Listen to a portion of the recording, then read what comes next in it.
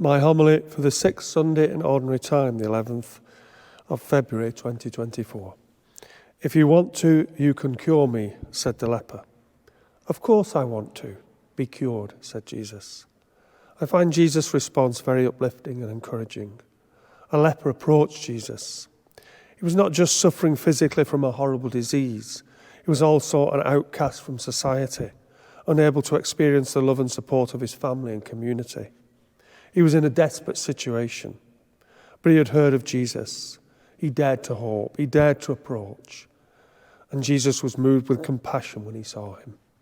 Jesus broke the rules. He reached out and touched the leper, and the leper was cured. Not surprisingly, the man went out and told everyone what had happened.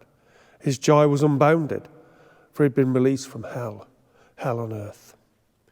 Jesus sternly ordered him to tell no one what had happened, because he knew what would happen if word got out. He would get no peace. Jesus himself became almost like a leper, unable to go openly into any town, but having to stay outside in places where nobody lived. The gospel reveals the deep compassion of Jesus. He reached out and touched the leper. That in itself must have been so uplifting for someone who had not felt affectionate human touch for a long time. The whole incident was a foretaste of what was to come. Jesus, in a sense, took on himself the man's leprosy and healed him. Just as later, he took our sins upon himself on the cross and healed us, purely out of love and compassion for us. The words of the leper make a powerful prayer. If you want to, you can help me. We can pray to Jesus.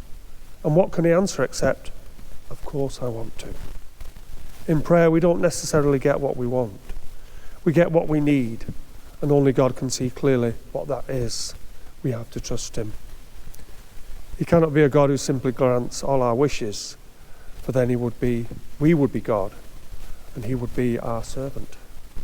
However, it must still be a very powerful prayer when we are in a difficult situation. If you want to, you can help me. It's a prayer that brings forth great compassion from Jesus.